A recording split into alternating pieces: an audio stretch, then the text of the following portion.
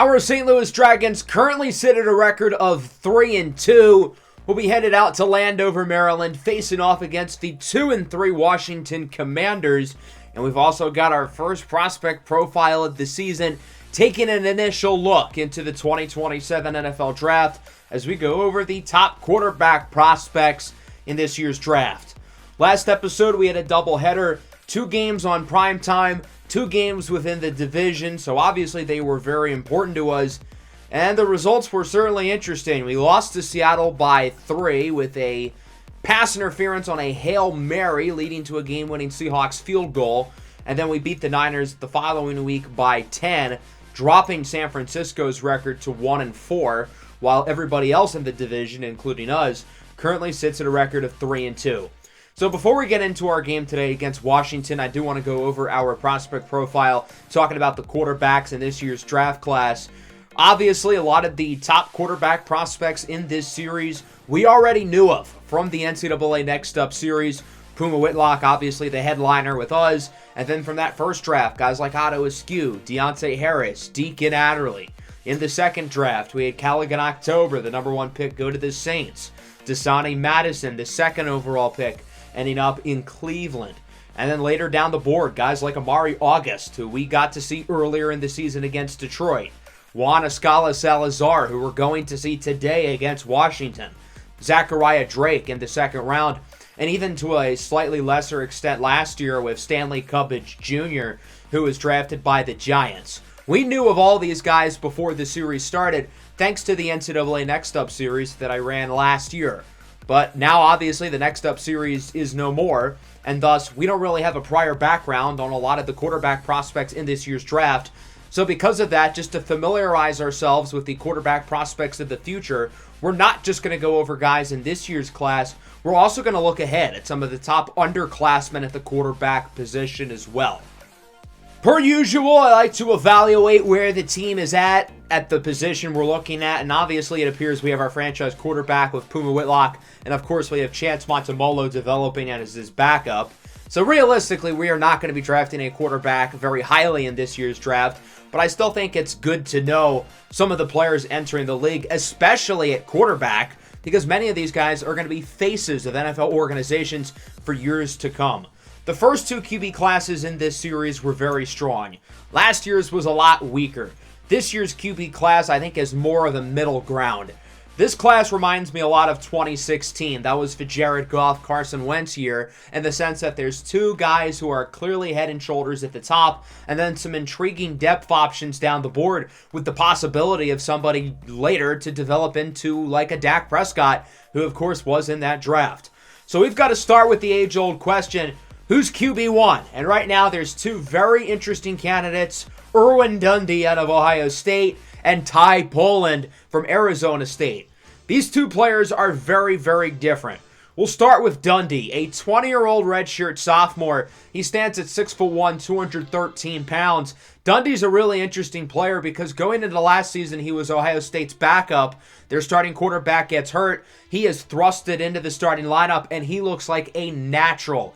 He has continued to play well as a redshirt sophomore. He's one of the most accurate quarterbacks in the class. I think he's got good ability out of structure as well. The one thing with him is that he doesn't necessarily have the high-end traits that a lot of teams look for at the top that somebody like, say, Ty Poland might possess.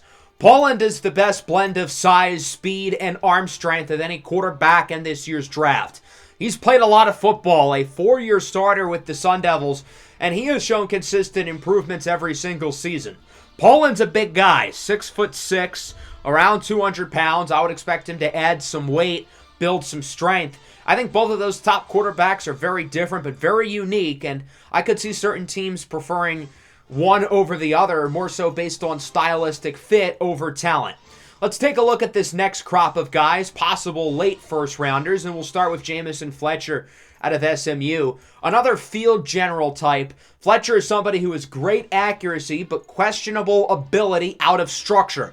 We've seen him improve in that area this season as an improviser, but I want to see more consistency throwing under pressure, throwing on the run, and if he does, I think he's going to be a great NFL quarterback.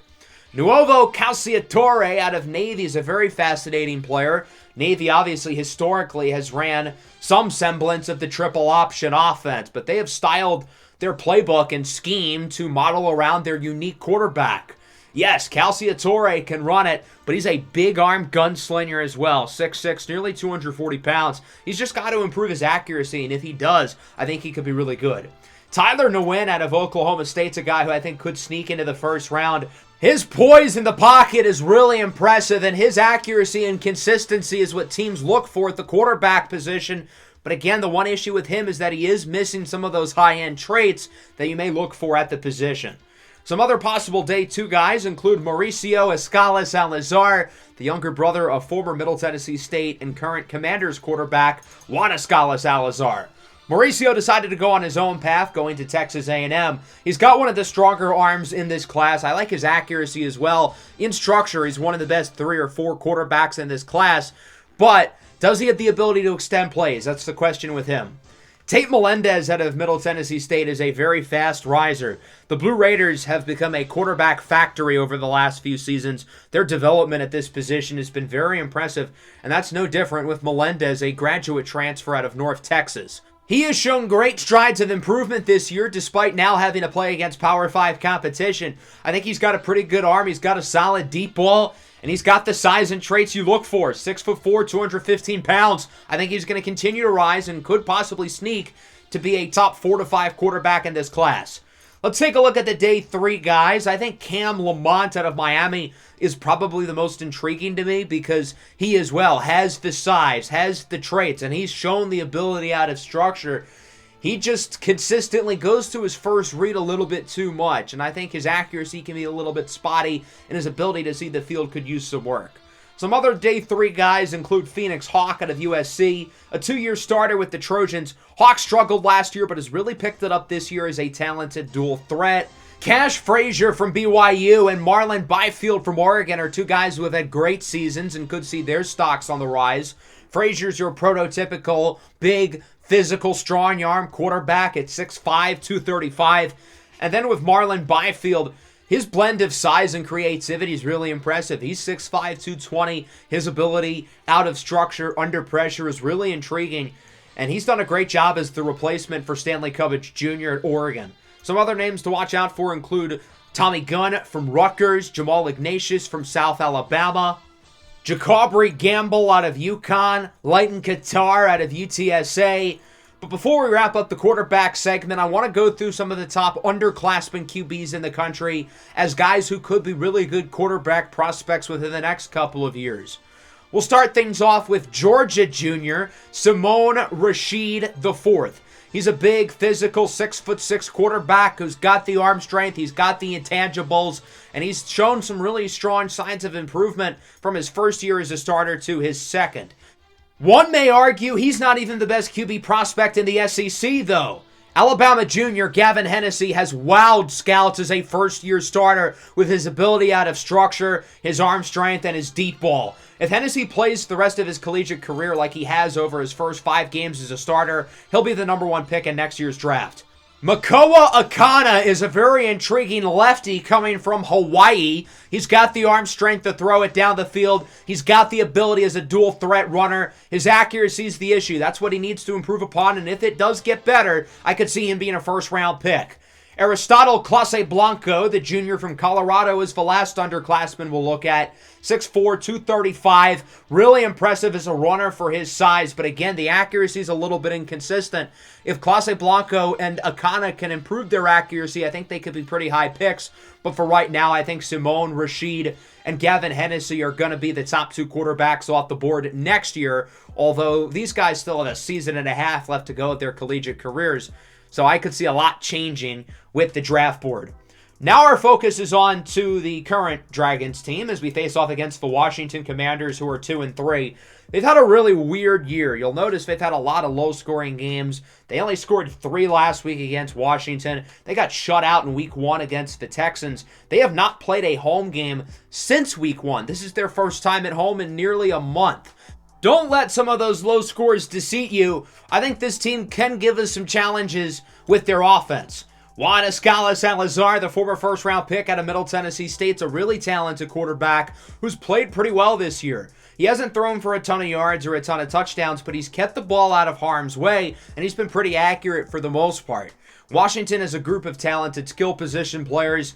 Now, their main running back, Brian Robinson, is hurt, so it'll be L.J. Allen who gets a bulk of the carries. Terry McLaurin leads the receiving corps, which includes intriguing young players such as Kareem Shaheed and Johnson Johnstone. The challenge for us, though, is going to be their defense. They've got a great group up front, including Mustafa Nasir, the third overall pick in 2024. And they've got a talented young secondary as well, featuring former Dragon Caleb Farley, who is injured, former first-round pick Nirvana Agnew, who they acquired from the Jaguars in the preseason in exchange for Deron Payne. This Washington team plays a lot of ugly games, which is kind of different to the way we play. Our games seem to be pretty fast-paced, pretty high-scoring, lots of excitement, whereas Washington is more of like the Iowa Hawkeyes of the NFL in the sense that they're going to try to drain your defense out and not let your offense get great opportunities to score. So since these two teams play two very different styles of football, I'm curious to see which style will ultimately prevail. I think if this ends up being a fast-paced game, Washington's not going to be able to keep up. But if this ends up being a slow-paced game, our defense is going to be worn out, and our offense is going to be out of the groove. So I think it could be a really intriguing challenge for both sides. The Commanders will start with the ball. Here's Juan Salazar on the first play of the game. He goes up the middle for Johnson Johnstone, the slot receiver who played tight end in college at UCLA, won the John Mackey Award twice, is the best tight end in the country. L.J. Allen loses 3 on the first down run. He's wrapped up by Simeon Bonnet, who's gotten off to a great start this year on the edge. And so that'll make it a 3rd and 10. Salazar under pressure. He is sacked. It's Simeon Bonnet who brings him down. 7.5 sacks on the year for Bonnet. That leads the NFL currently, and Washington will have to punt. Puma Whitlock looking to call an audible here on a 3rd and 2, as it's a play action for Derrick Henry. Yes, Derrick Henry's on this team now. For those who missed the last episode, you should probably watch it. Puma gains 8 on the run. That'll go for a first down. Puma's done a great job this year, obviously, as a passer, but I want to see more from him as a runner. I know he's got that ability with his legs, as he misfires on 3rd and 10, looking for Isaiah Likely. Good pass rush, good enough coverage there by Washington. And so the Dragons are going to have to punt the ball. Their first drive results in a goose egg. Washington with it now. Here's Allen, who breaks a pair of tackles. A big run for Allen, who's still not down, and finally is sent to the ground at the 30. L.J. Allen in his second season out of USC, a very talented running back who's now getting the opportunity to carry the load. Pause. Here's a nice first down reception to the 47. That's the tight end Foster Moreau. 2nd and 4 now from the other 47 for the Commies. It's going to be play action. Juan Salazar goes downfield for Terry McLaurin.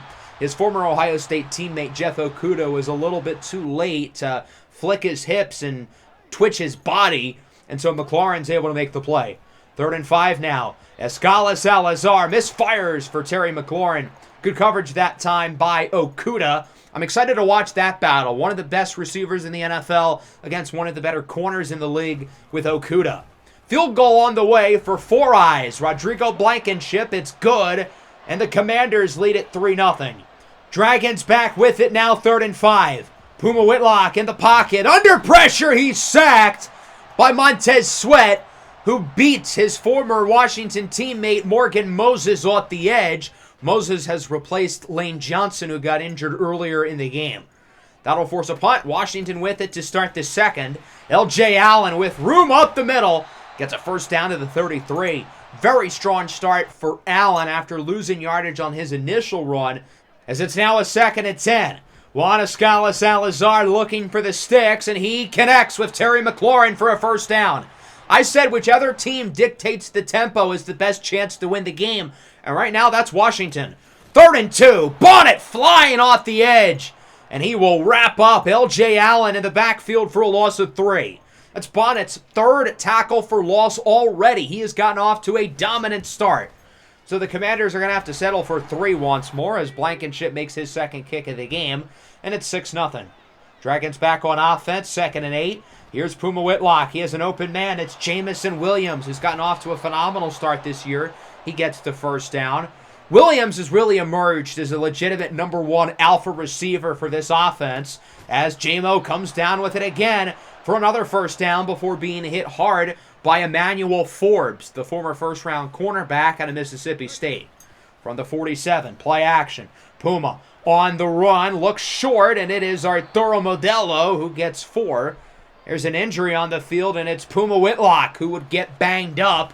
So Chance Matsumolo's in the game. He's going to hand it off on third down to Derrick Henry, who gets 3. The Dragons decided to wave the white flag on that drive. They didn't trust Chance Matsumolo to make a play there. They wanted to see if Henry could bring him into 4-down territory. Ultimately, that's not the case as the Dragons decide to punt it here on 4th and 5. And a pretty damn good punt by Presley Harvin as it's down at the 5. What a punt! As for Puma Whitlock, he should be fine. He'll return to the game the next Dragons possession. Washington back with it on first down. Escala Salazar hit hard in the backfield. He's sacked by Devin White, who's obviously been phenomenal for our defense over the last few years, but this season, I feel like he's taken another step up. 2nd and 12, here's L.J. Allen, gets by defenders, tripped up by Simeon Bonnet, who is doing everything right now, and Terry McLaurin is hurt on the play. That's a big deal. He's really the lone trustworthy receiver in this offense. 3rd and 2, L.J. Allen breaks a tackle, breaks another, as he gains around 20, wrapped up by Jabril Fofana. Allen nearing the 100 yards mark already. 12 carries for 83 yards on the day. 3rd and 4, here's Escala Salazar, gets out of the pocket, and will scramble for the first down. He's not known for his rushing ability, but he can do it. He can make plays as a scrambler, out of the pocket, out of structure. 2nd and 7 now, short throw, hauled in for a first down. That's Sky Moore, who brings it to the 23. Washington's moving it well. They've got a chance to extend the lead, already up by 6, as they're getting close to the red zone. Escala Salazar sacked on first down. Demore Diggins off the blitz is there along with Owen Popo. And so that'll make it a 3rd and 9. Washington just called a timeout. They're down to 1. Escala Salazar sacked again. Simeon Bonnet has lived in the backfield here in the first half. 4 TFLs and now 2 sacks. All of his tackle for losses have come on 3rd down, might I add. Field goal on the way for Rodrigo Blankenship. It's good. And he is now 3 for 3 here in the first half. Washington leads 9-0. The Dragons' offense just has not been able to find a rhythm today. We'll see what they can do here with 40 seconds and 2 timeouts. Just looking for points before halftime. Puma up the middle. He fires into the hands of Arturo Modelo, who brings it to the 37. Dragons call their 2nd timeout. Following play now for St. Louis. Puma again looks to throw it. Looks short for Derrick Henry. Breaks a tackle. He's lucky to get the first down. And the Dragons are going to go no huddle, holding on to that last timeout. They were hoping Henry would make it to the sideline, but he didn't. Puma scrambling with it. He's going to go short for Tucker, who's trying to run to the sideline, but again, he can't. And the Dragons call their last timeout with 10 seconds left at around midfield. You just got to go for a shot to the sidelines or a shot to the end zone. Puma looking downfield. He's got Modelo. Nobody's in front of him. It's a touchdown for the Dragons. It's Modelo time. Arturo Modelo into the end zone. His 3rd receiving touchdown of the year. And the Dragons are on the board going into halftime, avoiding the shutout. It has not been a good start really at all for the offense, but hopefully that play can give the offense a little bit of momentum and a little bit more aggressiveness to stretch the field vertically. Let's take a look at our halftime report around the rest of the NFL. We will start in southeastern PA. The Seahawks, our interdivision rivals, travel to the Link to face off against the Eagles. And so far, Jalen Hurts and the Birds have gotten the better hand of Seattle. We definitely want the Eagles to win, being that Seattle is going to be a threat to win the division. In South Beach, the Broncos are off to a great start, while the struggling Dolphins, who have been one of the biggest disappointments in the league, continue to disappoint. And finally in Buffalo, 2 of the best teams in the AFC clashing. It's been a tight one so far, 7-7 between the Bills and the Bengals. As we go into the second half, We need to be able to dictate the tempo. As I mentioned going into the game, whichever team has control of the pace and flow of the game is probably going to win. And right now, that's Washington. They've been able to drag out some long drives, keeping our offense out of a rhythm. We need to be able to set the foundation on the ground, but we also need to get the passing game going, just as we did on that last drive. Defensively, I'm a little bit concerned about the short to intermediate area of the field passing-wise, but we've got to stop the run before we can worry about the passing game. The reason why Washington's moved the ball pretty well is because L.J. Allen is feasting. They only have 9 points, but don't get it twisted. Their offense has played well. Derrick Henry on third down does not get anything, only back to the line of scrimmage as he's wrapped up by Jonathan Allen. And so the Dragons offense, who struggled up until that last drive, opens up the second half with a 3-and-out. Washington back with it, but Simeon Bonnet's in the zone as he gets his third sack of the game. Bonnet has 9.5 sacks now on the season, and it seems like he has some games where he dominates and some games where he's kind of quiet. He's already had 3 games this year with at least 3 sacks, but across the other 3 games, he only has half a sack. On third down, Escala Salazar is sacked again. Bonnet and B.J. Ojolari with half a sack each. 6 sacks as a team for the Dragons today. Bonnet now with a career high 3.5, and he is in the double figures with 10 sacks on the year. Dragons get it back with good field position as Darwin Juskins loses 3. 5 carries and 1 yard today for Juskins. The Dragons have not been able to run the ball at all. It has been tough sledding up front.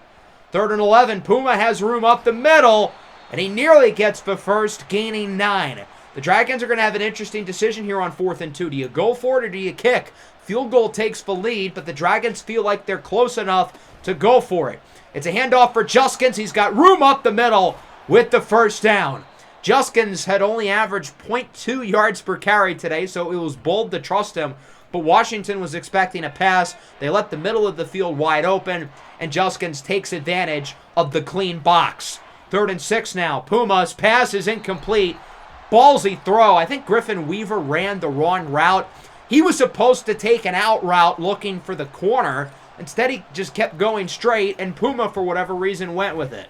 So after all that, the Dragons are going to have to kick as Cameron Dicker puts them on top 10-9. Here's Simeon Bonnet again in the backfield. 4.5 sacks on the day. 2.5 have come here in the third quarter. He is a one-man wrecking crew for this defense. Talk about taking advantage of being in the zone. Under pressure from Bonnet again, and Escala Salazar will throw it away after being chased by other defenders. Considering Simeon Bonnet has been in the backfield the entire game, I feel like Juan Escala Salazar has actually played pretty well, all things considered. 3rd and 8, short throw for Modelo. He only gets 3. Quick tackle there for Washington. That'll force a punt. Nirvana Agnew with the tackle, former first-rounder of the Jaguars. Here's Escala Salazar up the middle. Connects with Kareem Shaheed, the former second-rounder out of Minnesota, with a first down. And more importantly, that'll take Simeon Bonnet out of the zone. Finally, as we go into the fourth quarter, 10-9 your score. Here's L.J. Allen to the outside. Jukes from 2 defenders and is wrapped up by the former undrafted free agent Chuck Reed, but not before getting it to the 46-yard line. Now at the 36, 2nd and 10 with 8 to go. Washington still has not scored a touchdown today as Allen gets flipped on its side by Owen Popo. The Commanders are now on the brink of field goal range. I'm curious to see if they're going to be conservative or if they're going to be aggressive. Escala Salazar takes a shot for more. That's a touchdown. And Washington is back on top. Cam Lucifer's had a great year, but to be getting burned by Sky Moore, of all people, is not the best look. So the Commanders finally find the end zone, and now they're going to look to go for 2 and up the lead to a clean 7 points. Escala Salazar looks to throw it under pressure. Sacked again. Simeon Bonnet takes 2 points off the board. That sack won't count for his statistical total, but if it did, he would have 5.5. Dragons back with it, down by 5, looking to take the lead. The offense hasn't done too much here in the second half, minus the field goal. As on 3rd down, the pass is caught by Isaiah Likely for a big first down. Puma Whitlock's had a weird game because he's been efficient. He hasn't missed a ton of throws, but the offense just hasn't really been moving well. And then right as I say that, he's intercepted. David Palmer picks it off. I mean, that was just flat out a bad throw. He was under pressure. He panicked. And, well, it backfires in a major way. A costly turnover for Puma Whitlock, and the Commanders get the ball back with 5:39 to go. Escala Salazar on first down, looks short. It's Johnson Johnstone, who is leveled to the ground, but he gets it to the 35. Washington's nearing field goal range, but if they can put this in the end zone, they can just about close out the game. Allen on second down runs right into Simeon Bonnet. Another tackle for loss for Bonnet. I feel for the left tackle, Jonah Williams, former Dragon, by the way, who has just gotten torched today by Simeon Bonnet, who has to have like 7 or 8 tackles for loss at this point. 3rd and 10. Escala Salazar under a little pressure. Pass is caught by Johnstone, who only gets 5. Big tackle there by Demore Diggins, and so Washington is going to have to kick the field goal. This one is from around 46. Blankenship's 3 for 3 today. How about 4 for 4 as he splits the uprights, and it's 18-10. So the Dragons offense is going to have another opportunity. They're down here by 8. Touchdown and a 2-point conversion would tie it up for St. Louis. Let's see if they can do it. On first down, it's going to be a handoff for Juskins. He gets 5. Just because the clock is ticking doesn't mean the Dragons aren't going to still try to at least get something out of the run game. On second down, Puma has an open man downfield. It's Isaiah Likely, pushed down at the 50 by Jamin Davis. Dragons are going no huddle. They don't want to have to worry about this clock. Up the middle, Modelo gets around 4. Washington's coverage in the back end's been really impressive today, hence why Puma hasn't really been able to go downfield. Now looking to run with it, he escapes the pocket and slides for a first down. Now from the 40, offense is looking good so far as it's a screen for Juskins. He's got blocks, and he gets around 9. The offense is continuing to move it pretty well on this possession. 2nd and 1 from the 31. Puma looks to throw it. He has Jamison Williams open. Outruns Forbes. Jukes away from the defender. Breaks a tackle and brings it to the 4. A gain of 27 yards for Jamison Williams. And now here at the 2-minute warning, the Dragons can potentially tie the game with a touchdown and a 2-point conversion. 1st and goal. Puma looks to run. He is sacked on the play. It's Mustafa Nasir, the former Oregon Duck. 2nd and goal. Juskins, he gets around 3. That'll make it a 3rd and goal. As we know, the Dragons have struggled in the red zone throughout this season, but let's see if they can make a play here. Puma, under a heap of pressure, has Henry, who's in for a touchdown. His first score as a Dragon, but Puma Whitlock is injured again, right in front of the 2-point conversion. Matamolo to Juskins. We're tied at 18. Again, we didn't fully trust Chance Matamolo to make a big play there. With Puma Whitlock out, we had to close the playbook a little bit. He ended up bruising his ribs, a re-injury risk that happens to be high, but given the opportunity we get the ball back, he will return to the game and play through his injury, although we are going to be very cautious with him. Now that means we've actually got to get the ball back. Let's see if Washington can drive down the field and win the game. Escala Salazar on first down is incomplete. Good deflection by Cam Lucifer, looking to make up for getting cooked earlier by Sky Moore. 2nd and 10 now from the 25. Escala Salazar is all alone in the backfield, and he's going to run with it. A designed QB run, and it actually kind of works as he gains around 10. What will Washington do with the clock? They don't seem to be in much of a hurry. Now they are, as it's a 3rd and inches from the 35.